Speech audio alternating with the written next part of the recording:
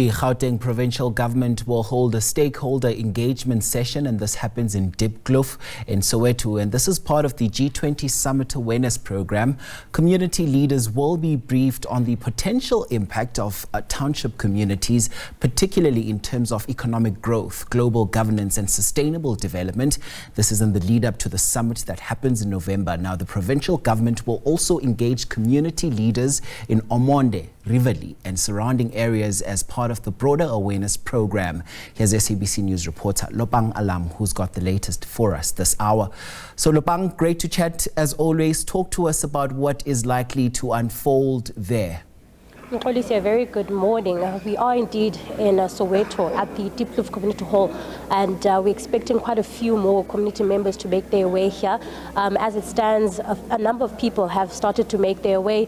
The session, the stakeholder engagement session, is yet to start. But for now, I think let's speak to Vuyomaga from the provincial government on the significance of this awareness program, and basically just talk to us as to what you are expected to relate to the community here this morning.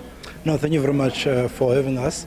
Really, in main, is to really inform, people of Diepkloof or Soweto generally, and the surrounding areas, in particular around Nazareth.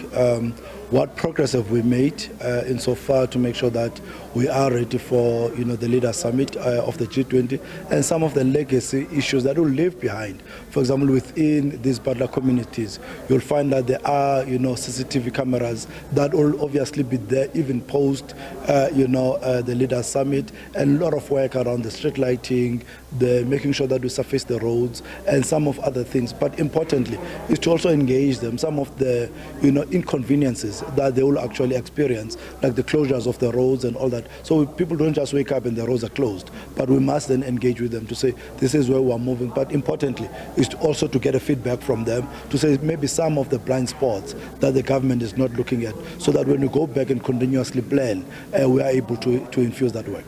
Vuyo, let's talk economically. How is this then going to benefit the community? They're here today, and I think that's what they want to know. Yes, there'll be some inconveniences for them, but what do they stand to benefit?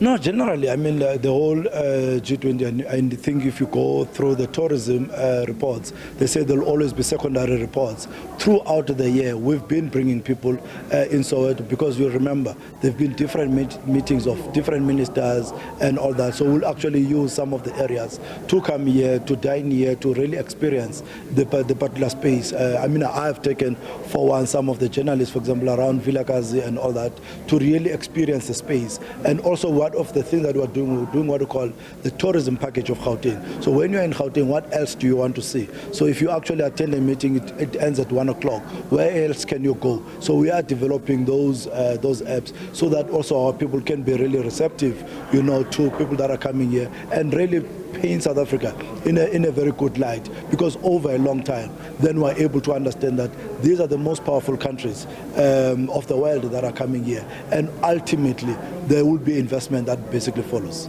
Thank you so much. We'll leave it there for now. Vuyomaga from the Gauteng Provincial Government, just giving us some information as to what is expected here this morning.